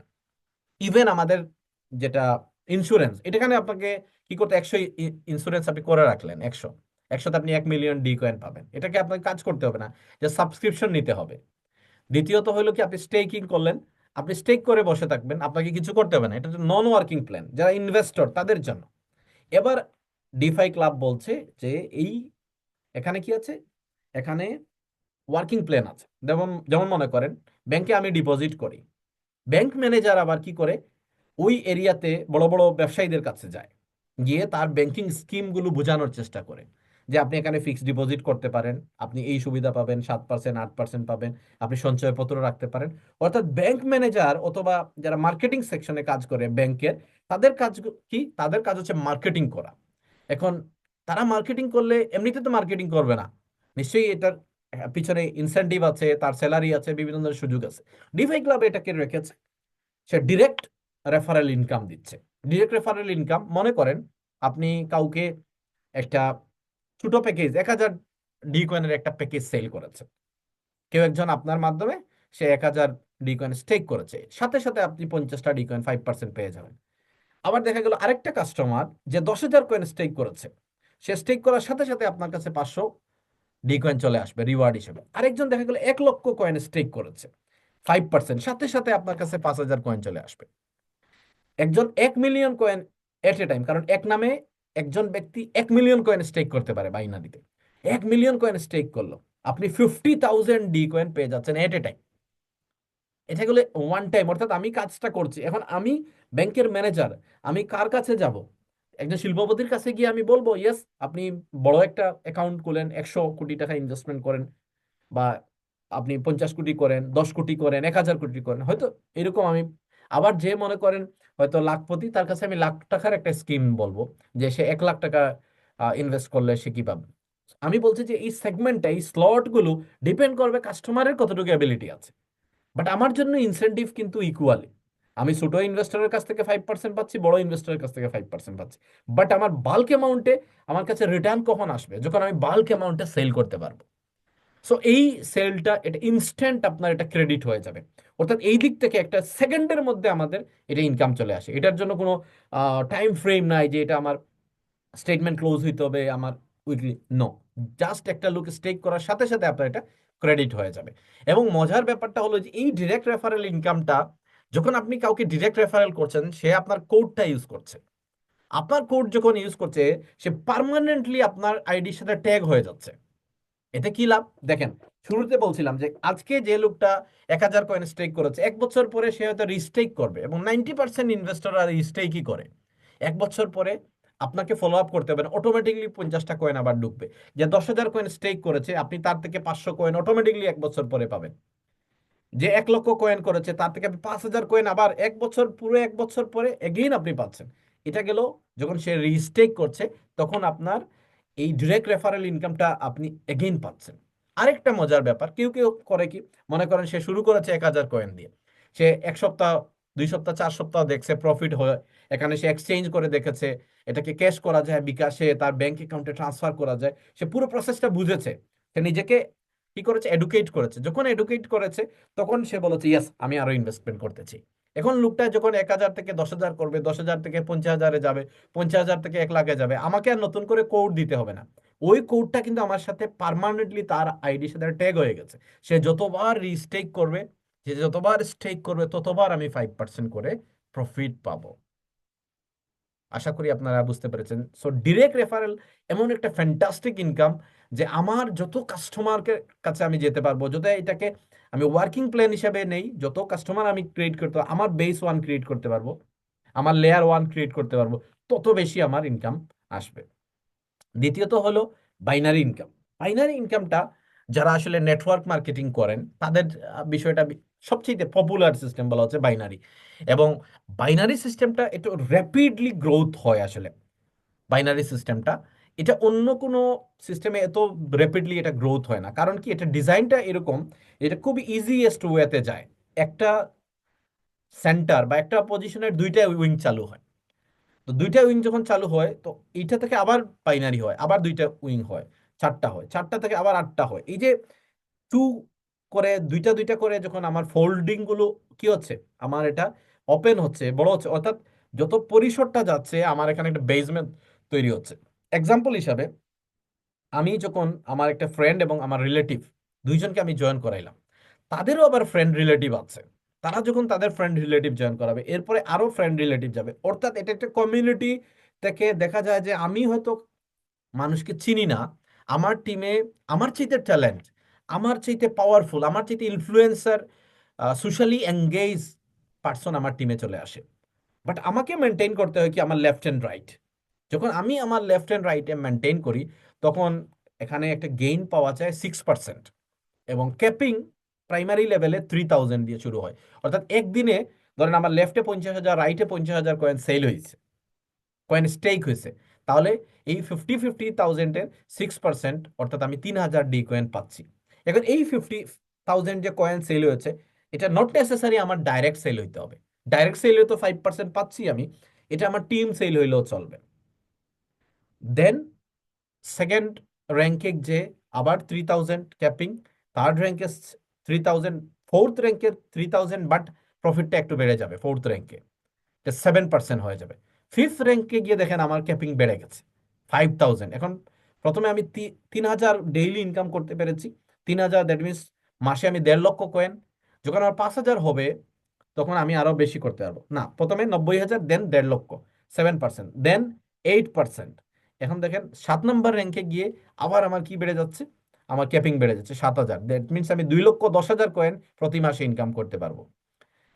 তারপর হচ্ছে কি 9%, যখন 8 নম্বর র্যাঙ্কে যাচ্ছি, 9 নম্বর র্যাঙ্কে গেলে 9%, 7,000 ক্যাপিং। বাট 10 নম্বর র্যাঙ্কে যাওয়ার পরে আমাকে 10,000 কয়েন ডেইলি ইনকাম করতে পারছি 10%। 10,000 কয়েন 30 দিন, এটা ডেইলি ক্যাপিং, তাহলে কি হচ্ছে 10%। এক্সাম্পল হিসাবে বাংলাদেশে ধরেন আমার একটা লিঙ্ক, এখন বাংলাদেশে 10,000 লোক আছে, তো 10,000 লোক যদি একটা করে ডি কয়েন স্টেক করে তাহলে কি হয়, 10,000 কয়েন স্টেক হয়ে যায়। তো আমি যদি 10% পাই তাহলে 1,000 কয়েন আমি পাচ্ছি। তো 10টা করে যদি 10,000 লোক কয়েন স্টেক করে এক্সাম্পল, তাহলে কি হয়, তাহলে 10,000 লোক যদি 10টা করে 1 লক্ষ কয়েন স্টেক হয়, তাহলে এই 1 লক্ষ কয়েনের 10% আমি একদিনে 10,000 কয়েন ইনকাম করতে পারি। এখন মনে করেন 10,000-এর জায়গায় যদি 1 লক্ষর জায়গায় যদি 10 লক্ষ হয়ে যায় একদিনে, আমি কিন্তু 10,000-এর বেশি পাবো না, অর্থাৎ আমার লিমিটটা হচ্ছে 10,000। এখন আমি যদি সব পেয়ে যাই তাহলে আমার টিমের বাকি ডিস্ট্রিবিউশন কিভাবে হবে? সো এইটাকেই একটা ম্যাথমেটিক্যালি বাইনারি সিস্টেমে র্যাঙ্কিং, ক্যাপিং, প্রফিট মার্জিন 6-10% রাখা হয়েছে। সো আপনি স্টার্টিং দিতে পারছেন 3,000 থেকে, দেন 10,000-এ আপনি রিচ করতে পারছেন, 6% থেকে আপনার প্রফিট শুরু হচ্ছে, 7, 8, 9, 10, 10 পর্যন্ত আপনি হাইয়েস্ট এখানে অ্যাচিভ করতে পারছেন। It's a huge business volume. আমরা যদি 10%, যত র্যাঙ্ক বাড়তেছে আপনার 10%, এটা বাইনারিতে আনবিলিভেবল। আমি তো মনে করি যে একটা সময় হয়তো ডিফাই ক্লাব উল্টা করতে পারে, আমার এখানে পার্সেন্টেজ কমায় দিতে পারে যদি এরকম একটা আছে। সো আমাদের যেই কয়দিন আছে এই অপরচুনিটি আমরা নিতে পারি। এবার একটা জিনিস দেখেন, বাইনারি সিস্টেমটা যখন চলমান, এটা আমরা সকলেই বা যারা নেটওয়ার্ক মার্কেটিং করে তাদের আইডিয়া আছে বাইনারি সিস্টেমে। বাট র্যাঙ্ক রিওয়ার্ড একটা নতুন ফেনোমেনন নেটওয়ার্ক মার্কেটিং এ। এবং এটা ডিফাই ক্লাব যে সিস্টেমে করছে, এটা একটা খুবই সিগনিফিক্যান্ট একটা সিস্টেম। কেন সিগনিফিক্যান্ট? রিজনটা হলো আহ, যখন র্যাঙ্ক রিওয়ার্ডটা অন্যান্য সিস্টেমে থাকে তখন ওয়ান টাইম থাকে, আমাকে একটা মোবাইল দেওয়া হইলো, আমাকে একটা Malaysia trip, Singapore trip, Dubai trip একবার দেওয়া হয়েছে। বাট ডিফাই ক্লাব তার মান্থলি একটা রিওয়ার্ডিং সিস্টেম রেখেছে, অর্থাৎ আমি একটা র্যাঙ্ক পাচ্ছি এবং র্যাঙ্কটা আমি কন্টিনিউ করতে পারলে এটাকে 50 মাস পর্যন্ত আমি এটা থেকে এনজয় করব। সেটা কি? মনে করেন প্রথম র্যাঙ্কের নাম হচ্ছে সোলজার, আমার লেফটে 1000, রাইটে 1000 ভলিউম হয়েছে। এই 1000 কিন্তু আমার ডাইরেক্ট সেলস না, এই 1000 আমার টিম সেলস। 1000 হইলে আমার সোলজার র্যাঙ্ক। আমি 10টা করে কয়েন পাচ্ছি, একবার না, 50 টাইমস, প্রতি আমি 50 বার পাবো। তবে আমার এখানে যেহেতু আমি সোলজার হয়েছি, যেহেতু আমি একটা র্যাঙ্ক অর্জন করেছি, সো ডিফাই ক্লাব এখানে আমাকে বলছে যে আপনাকে মান্থলি 50 কয়েন সেল করতে হবে। দেন মেজর র্যাঙ্ক, 1000-এর পর আরো 10,000 হইলো, 10,000 10,000 হইলে আমি মেজর র্যাঙ্ক অ্যাচিভ করলাম। এবার 50 কয়েন করে পাবো প্রতি মাসে, নেক্সট 50 মান্থস। আমার এখানে টার্গেট বেড়ে যাচ্ছে 250, 250 কয়েন আমাকে ডাইরেক্ট সেল করতে হবে। স্টার র্যাঙ্কে এসে আমার 100, তারপর হচ্ছে সুপার স্টারে 200 কয়েন, তারপর হচ্ছে মনস্টারে 500, পারলে 1000, পার্ল ডাইরেক্টর 2000, ডায়মন্ড হইলে 5000 কয়েন, ডায়মন্ড ডাইরেক্টর হইলে 10,000 কয়েন, ক্লাব ডাইরেক্টর হইলে 20,000, অর্থাৎ 10 নম্বর র্যাঙ্কের নাম হচ্ছে ক্লাব ডাইরেক্টর। এখন আমার 10টা থেকে শুরু হয়েছে 20,000 পর্যন্ত মান্থলি ইনকাম, এটা আমার এক্সট্রা 20,000 ইনকাম, আমি 20,000 কয়েন ইনকাম পাচ্ছি, অর্থাৎ রিওয়ার্ড হিসাবে। এখানে একটা জিনিস দেখেন, 10টায় আমাকে 5 গুণ সেল করতে হচ্ছে। অনেকেই বলে যে এই সেলস টার্গেটটা দেয়া হয়েছে কেন, বা এটা কেন দেওয়া হয়? এই কারণে দেওয়া হয়েছে যাতে প্রত্যেকটা মেম্বার অ্যাক্টিভ থাকে, আমার প্রতি মাসে যাতে একটা সেলস, ডেফিনেটলি এটা সেলসটা কনফার্ম হয়। কিভাবে? খেয়াল করে দেখেন, যিনি ক্লাব ডাইরেক্টর হয়েছেন উনার নিচে নিশ্চয়ই ডায়মন্ড ডাইরেক্টর আছে। তাহলে ডায়মন্ড ডাইরেক্টর যদি 50,000 কয়েন, তার 10,000-এর জন্য 50,000 কয়েন সেল করে, তার মানে কি হচ্ছে, যখন সে 50,000 কয়েন সেল করছে, আমি একজনের পার্মানেন্ট সেল থেকে 1 লক্ষ কয়েন আমার মান্থলি কনফার্ম হয়ে যাচ্ছে। তাহলে নিশ্চয়ই ক্লাব ডাইরেক্টরের নিচে আমার কিছু ডায়মন্ডও আছে, ডায়মন্ড ডাইরেক্টরের নিচে ডায়মন্ড আছে, তো ডায়মন্ডরা, আমার নিচে 10জন ডায়মন্ড আছে, 10জন ডায়মন্ড যদি 25,000 করে কয়েন সেল করে প্রতি মাসে, 2.5 লক্ষ কয়েন সেল হচ্ছে। আমার হয়তো 100 পাল ডাইরেক্টর আছে, তো 10,000 করে যদি পাল ডাইরেক্টররা সেল করে, কি পরিমাণ সেল হচ্ছে। অর্থাৎ টপ টু বটম এই জায়গাটা যদি আমরা দেখি, তাহলে বুঝবো যে আমার যত র্যাঙ্ক আগাচ্ছে, আমার অ্যাসোসিয়েট লেভেলে অনেকে র্যাঙ্ক পাচ্ছে, এবং তারা তাদের র্যাঙ্কটাকে মেনটেন করার জন্য তারা একটা শিওর সেল করতেছে, শিওর শর্ট। এই শিওর শর্ট হওয়ার কারণে কোনো র্যাঙ্ক হোল্ডার যদি সে অ্যাক্টিভ থাকে, তার ইনকাম বন্ধ হওয়ার কোনো চান্স নাই। আশা করি আপনারা এই পয়েন্টটা বুঝতে পেরেছেন। এবার আমি বলবো যে আপনারা নেক্সট টাইম যখন আপনারা টেবিলে আলোচনা করবেন, এই পেজটাকে নিয়ে সবচেয়ে বেশি আলোচনা করবেন, কারণ বাকি পেজগুলো, বাইনারি বলেন, ডিরেক্ট রেফারেল, এগুলো সবাই ফ্যামিলিয়ার, এগুলো সবাই জানে আসলে, বাট এই এই জায়গাটা একটা সিগনিফিকেন্ট আছে। ম্যাক্সিমাম, আমি আপনাকে হলফ করে বলতে পারি, ওয়ার্ল্ড ওয়াইড আপনি 90% নেটওয়ার্কাররা এই পেজটাকে বুঝে না। এটাকে যদি আপনি বুঝিয়ে দিতে পারেন, তাহলে বাইনারি সিস্টেমে আপনার ইনকাম আটকায় রাখার কোনো অপশন নাই, আপনার ইনকাম হবেই হবে। এবং এই ইনকামটা আপনাকে কনফার্ম করতে গেলে তার রিওয়ার্ডের সাথে তার মান্থলি সেলস টার্গেটটা তাকে বুঝিয়ে দেবে। এখন মান্থলি সেলস টার্গেট, এটা খুবই ইজি টার্গেট, এর চাইতে ইজি টার্গেট আর হইতেই পারে না। মনে করেন আমি যদি কারোর সাথে আলোচনা করি, এক্সাম্পল বলছি, আমি যদি কারোর সাথে এক্সাম্পল আলোচনা করলাম, তাকে আমি মিনিমাম 1,000 কয়েন স্টেক করাবো, তো 1,000 কয়েন স্টেক করালে দেখেন, যিনি সুপারস্টার উনার মান্থলি 1,000 টার্গেট।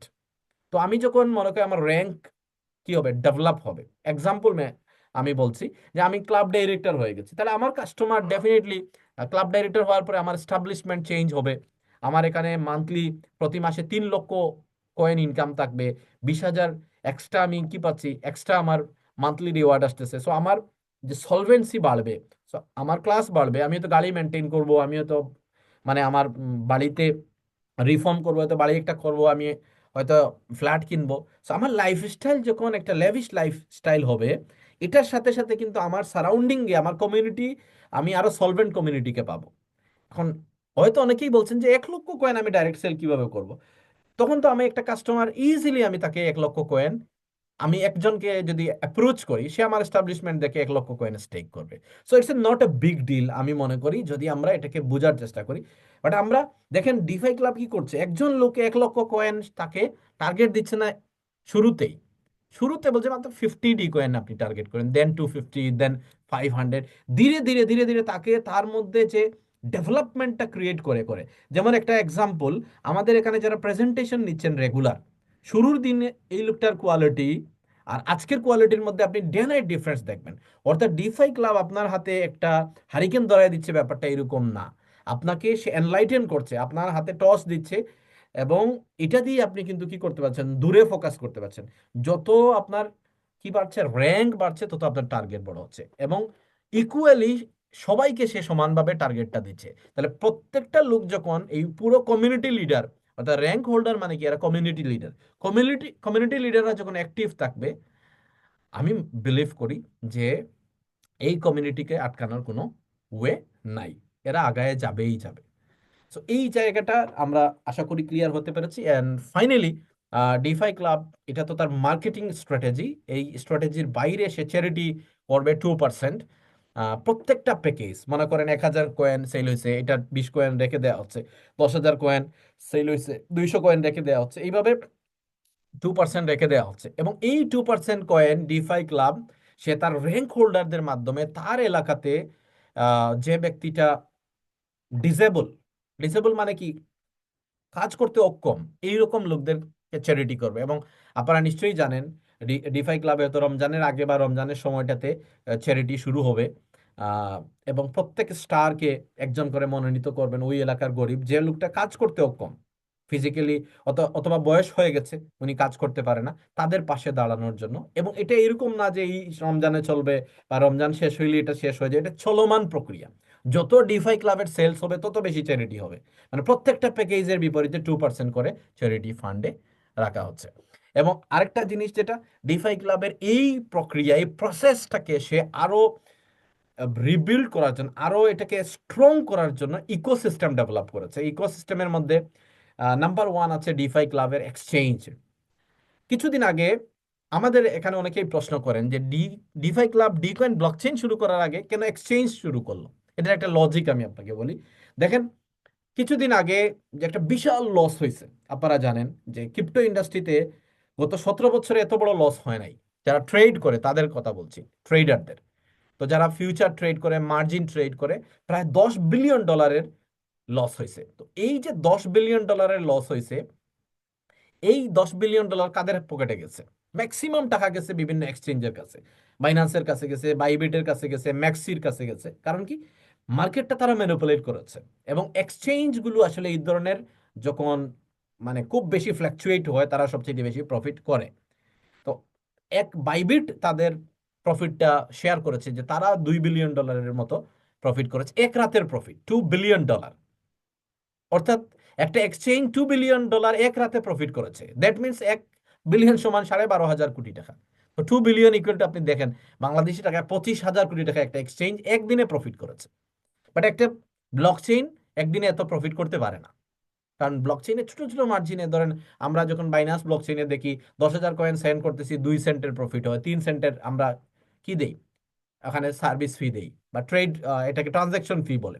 এই 2 সেন্ট 3 সেন্ট করে কি পরিমাণ ট্রানজাকশন হয় আপনি নিজেই ক্যালকুলেট করতে পারবেন। সো একটা blockchain it's not a profitable business, huge প্রফিটের বিজনেস না। বাট ব্লকচেন কি করো, একটা মেনটেনেন্সের জন্য, ঠিক আছে, এটাকে আরো স্মুথ করার জন্য।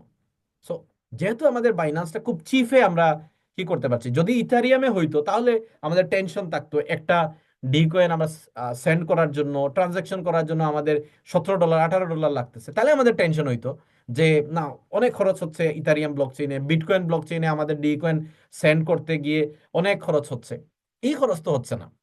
এই কারণে ডিফাই ক্লাব বলেছে যে আমার পারপাসটা তো সার্ভ হচ্ছে বাইনান্স ব্লকচেইন দিয়ে, সে খুব চিফে দিচ্ছে, এর চাইতে চিফ আসলে আর হয়ই না, এরকম চিফ রেটে সে প্রোভাইড করতেছে। বাট এক্সচেঞ্জ একটা হিউজ মানে প্রফিট করার বিজনেস।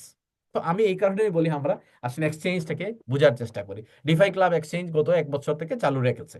নাম্বার টু হচ্ছে ফরেক্স ব্রোকার। আপনারা জানেন এটা ডিফাই ক্লাব এক্সচেঞ্জের আগে তার কোলাবোরেটেড একটা ব্রোকারেজ আছে, আমরা যারা ফরেক্স ট্রেড করি তারা এটাতে ট্রেড করতে পারি, এবং সেখান থেকে ডিফাই ক্লাবের প্রফিট হচ্ছে। ডি কমার্স, ডি ব্যাংক, তারপর হচ্ছে ডি প্রপার্টি। এবং একটা ইন্টারেস্টিং ব্যাপার বলি, আপনারা যারা বড় ডি কয়েন হোল্ড করেন, আপনারা যদি দুবাইতে প্রপার্টি কিনতে চান, তাহলে ডি কয়েন দিয়ে প্রপার্টি কিনতে পারবেন। আগে তো ইউএসডিটি দিয়ে কিনতে পারতেন, আগে বিটকয়েন দিয়ে কিনতে পারতেন, এখন ডি কয়েনটাকে আপনি কনভার্সন করে ইজিলি আপনি প্রপার্টি দুবাইতে কিনতে পারবেন। মেটাভার্স ব্লকচেইন তো আমরা আলোচনা করলাম, এবং ডিফাই ক্লাব ট্রাস্ট ওয়ালেট মেটামাক্সের মতো একটা ওয়ালেটও নিয়ে আসতেছে। অ্যান্ড ফাইনালি আমরা এই জায়গাটায় একটু আলোচনা করার চেষ্টা করি আপনাদের সাথে, সেটা হচ্ছে ডিফাই ক্লাবের এক্সচেঞ্জটা নিয়ে। এক্সচেঞ্জটা নিয়ে এই কারণেই আমরা আলোচনা করার চেষ্টা করি, it's a huge business opportunity আমাদের জন্য। এবং আমরা যদি এই বিজনেস অপরচুনিটি বুঝতে পারি, একটা হচ্ছে ডিফাই ক্লাবের প্রফিট হবে। সো ডিফাই ক্লাবের প্রফিট হবে, এই প্রফিটটা আমরাই নিব। আমরা কিভাবে নিব? দেখেন, ডিফাই ক্লাবের এই যে ওনারশিপটাকে সে দিয়ে দিয়েছে 10% কয়েন। কিসের জন্য 10% কয়েন দিয়ে দিয়েছে? আমরা এটাকে কি করতে পারবো? আমরা এটাকে স্টেকিং করে প্রফিট নিতে পারবো। আমি আপনাদেরকে একটু এক সেকেন্ডে দেখানোর চেষ্টা করছি যে ডিফাই ক্লাবের এক্সচেঞ্জের প্রফিটটা আমরা কিভাবে নিতে পারি। এতক্ষণ তো বাইনারি নিয়ে আলোচনা হইলো, ইন্স্যুরেন্স নিয়ে আলোচনা হইলো, আমাদের বাকি সিস্টেম নিয়ে আলোচনা হইলো। ডিফাই ক্লাবের এক্সচেঞ্জে যে আমরা যে কোনো কয়েন সোয়াপ করতে পারি, এখানে কয়েকশো কয়েন আছে যেটা আমরা সোয়াপ করতে পারি। নাম্বার টু হচ্ছে আমরা লিকুইডিটি প্রোভাইড করতে পারি, ডি কয়েনে লিকুইডিটি প্রোভাইড করতে পারি, অন্যান্য কয়েনে আমরা লিকুইডিটি প্রোভাইড করতে পারি। ফাইনালি সবচেয়ে ইজি যেটা, আসলে অনেকেই এই জিনিসগুলো অনেকের কাছে কঠিন মনে হয়, ডিফাই ক্লাব সহজ করে দিয়েছে। যেহেতু আমাদের কমিউনিটি আসলে এত এডুকেটেড না, এই বিষয়ে এত এক্সপার্ট না, যেহেতু বেশিরভাগই নিউ কামার, সো ডিফাই ক্লাব একদম সহজ করে দিয়েছে যে আপনি মিনিমাম কয়েন 100 স্টেক করেন, ম্যাক্সিমাম আপনি একটা ওয়ালেট থেকে 1 লাখ কয়েন স্টেক করতে পারবেন। ডেইলি পাবেন এখানে প্রফিট 0.25%। এনি টাইম উইথড্রয়েবল, যে কোনো সময় প্রফিট আপনি উইথড্র দিতে পারছেন, অর্থাৎ ডেইলি আপনি প্রফিট উইথড্র দিতে পারছেন। Withdraw fee 2%। Staking coin will B locked after getting 3.5x, 3.5 গুণ পাওয়ার পরে আপনার কয়েন স্টেক হয়ে যাবে, এরপরে আপনি উইথড্র দিতে পারবেন না। আর staking coin will be burn auto burning after getting 5x, অর্থাৎ এখানেও 5 গুণ ইনকাম পাওয়ার পরে কয়েন বার্ন হয়ে যাবে। এখন আমরা যদি এটার জেনারেশন প্ল্যানটা দেখি, তাহলে জেনারেশন প্ল্যানের জন্য প্রথম জেনারেশনে 0.10%, তারপর 0.04, তারপর 0.03, তারপর 0.02, তারপর 0.01, ফিফথ লেভেল থেকে 15 লেভেল পর্যন্ত 0.01। বাট এই ইনকামটা পাওয়ার জন্য আমার কয়েন লাগবে 100 হইলে 1 লেভেল, 1 জেনারেশন, 200 হইলে 2 জেনারেশন, এইভাবে 1500 হইলে আমি 15 জেনারেশন পর্যন্ত প্রফিট পাবো। এখন আসেন এর পরের স্লাইডে, দেখেন খুব সহজ করে ডিফাই ক্লাব দিয়ে দিয়েছে। মনে করেন কেউ একজন 10,000 কয়েন স্টেক করলো, সে 0.25%, মানে ডেইলি 25টা কয়েন পাবে। তাহলে মান্থলি তার কয়েন দাঁড়াচ্ছে কত? 750। বছরে কত দাঁড়াচ্ছে? 9,125। এইভাবে সে 2,000 দিন কয়েন পাবে। 2,000 দিনে 10,000 কয়েনে সে 50,000 কয়েন পাবে। যেই দিন 50,000 কয়েন হয়ে গেল, তার কন্ট্রাক্ট শেষ। এখন আসেন, মনে করেন আমি এখানে 10,000 কয়েন স্টেক করলাম, আমি কাউকে 10,000 কয়েন স্টেক করাইলাম, এক্সাম্পল কোন একজন XYZ। তাহলে আমি যে 25টা পাচ্ছি, 25টার সাথে আমার আরো 10টা কয়েন অ্যাড হয়ে যাবে। এখন ডেইলি 35টা কয়েন আমি পাবো, অর্থাৎ আমার ফার্স্ট জেনারেশন থেকে 300 কয়েন পাচ্ছি, বছরে 3750টা। অর্থাৎ যে ব্যক্তিটা ইনভেস্ট করেছে সে কয়েন পাবে 50,000, আমি 2,000 দিনে তার থেকে কয়েন পাবো 20,000 কয়েন। এরপরের স্টেপে 0.04, মানে আমি 4টা, এরপরে 3টা, এরপরে 2টা, এরপরে 1টা। এখন হয়তো আমার এখানে দেখতেছি পার্সেন্টেজ কমতেছে, কিন্তু আমরা যদি এটাকে জেনারেশন প্ল্যান হিসাবে চিন্তা করি, আমি ফার্স্ট স্লটে আমি তো 10 জন লোককে জয়েন করাইলাম, 10 জন লোককে বা 10,000 করে স্টেক করলো, তাহলে ডেইলি আমি 100 কয়েন পাচ্ছি, 10টা করে। সেকেন্ড জেনারেশনে এই 10 জন যদি 10 জন করে জয়েন করায়, তাহলে 100 লোক হয়ে যাচ্ছে। তাহলে 100 লোক থেকে আমি 4টা করে যদি কয়েন পাই, ডেইলি 400 কয়েন আমি পাবো। তাহলে এই 100 লোক যদি আরো 10টা করে জয়েন করে 1,000 লোক, তাহলে 1,000 লোক থেকে যদি আমি 3টা করে ডি কয়েন পাই, ডেইলি 3,000 ডি কয়েন আমার ইনকাম হচ্ছে। তাহলে আপনি চিন্তা করে দেখেন, যখন এটা ইউনিলেভেল সিস্টেম, অর্থাৎ এটাকে বলা যায় যে সানফ্লাওয়ার সিস্টেম, কি হবে? আপনার স্প্রেড হবে, যত স্প্রেড হবে তত বেশি আপনার ইনকাম জেনারেট হবে। এবং এটাকে যদি আপনার ক্যালকুলেশন করেন, তাহলে দেখবেন it's a money making machine. অর্থাৎ আমার টপ টু বটম 15 লেভেলের কাভারেজ, এবং এই কাভারেজের মাধ্যমে একটা লোক আনলিমিটেড এখান থেকে ইনকাম করতে পারে। বাট যত সময় গড়াবে তার কয়েনটাকে সে বাড়ায় নিবে। হাইয়েস্ট 1 লাখ কয়েন স্টেক করবে, 1 লাখ 5 লাখ হবে, 5 লাখ যখন হবে 1 লাখ কয়েন বার্ন হয়ে যাবে, আবার সে রিস্টেক করবে, আবার তার ইনকাম চালু হয়ে যাবে। এইভাবে কন্টিনিউয়াসলি আপনি ইনকাম করতে পারবেন। কিন্তু একটা জিনিস আমাদেরকে বুঝতে হবে, যে এখানে এই পুলটা জাস্ট 10%, অর্থাৎ 10 কোটি কয়েন যখন স্টেক হয়ে যাবে, 10%, টোটাল সাপ্লাই 10%, এরপরে আর কেউ স্টেক করতে পারবে না, এখানেই ক্লোজ হয়ে যাবে। সো আশা করি আমরা যারা এই জায়গাটায় এক্সচেঞ্জের ব্যাপারটা, অনেকেই আমরা বাইনারিতে ইনকাম করি, আমি বলবো বাইনারিতে ইনকাম করে আপনি এক্সচেঞ্জে নিয়ে ওই ইনকামটাকে স্টেক করতে পারেন, আবার এখান থেকে ইনকাম হবে। আবার অনেকে এক্সচেঞ্জটাকে মনে করেন যে ইয়েস আমার এটার জন্য গ্রেট অপরচুনিটি, যেহেতু এখানে যে কোনো সময় মূল কয়েনটাকে আনস্টেক করা যায়, এটা থেকে ইনকাম করে আপনি বাইনারিতে স্টেক করেন। অর্থাৎ প্যারালাল যারা কাজ করেন, যারা বড় ইনকাম করতে চান, বিগ ইনকাম করতে চান, তারা দুইটা সিস্টেমেই যাতে একসাথে চলতে পারেন। এবং আমি মনে করি যে বাইনারিতে অনেক মানুষের কিন্তু অ্যালার্জি আছে। তারা হয়তো মনে করে যে নেটওয়ার্ক মার্কেটিং এখানে একটা তাদের একটা পয়েন্ট অফ ভিউ, তাদের সেন্সটা হয়তো এইভাবে অ্যাটাচ করে না। বাট এক্সচেঞ্জটা যখন আপনি দেখাবেন, বিশেষ করে যারা ক্রিপ্টোকারেন্সি করে, তাদের এখানে ক্রিটিসাইজ করার বা তারা এখানে এসে বলার সুযোগ নাই, কারণ পুরো জিনিসটা স্মার্ট কন্ট্রাক্টের মাধ্যমে, পুরো জিনিসটা ব্লকচেইনের মাধ্যমে কি হয়, এটা চলে, অপারেট হয়। এবং যে কেউ যে কোনো সময় চাইলে সেটা কি করতে পারে, উইথড্র করতে পারে, আনস্টেক করতে পারে। পুরো জিনিসটাই কিন্তু ফুললি অটোমেটেড সিস্টেম। যেহেতু এটা ফুললি অটোমেটেড, আমরা এটাকে আসলে খুব একটা হাইলাইট করতে পারি নাই, আমরা এটাকে আসলে সবার কাছে নিয়ে যেতে পারি না। আমি মনে করি আজকে থেকে আমরা চেষ্টা করব এটাকে বেশি হাইলাইট করার। যখন এখান থেকে আপনার লার্জ স্কেলে মানুষ কমিউনিটি পাবেন, তখন এখান থেকে আপনি শিফটেড করে আপনার বাইনারিতে নিয়ে আসেন। তো আশা করি এই প্ল্যানটাও আপনারা ক্লিয়ার হয়েছেন। আমি আর আলোচনাকে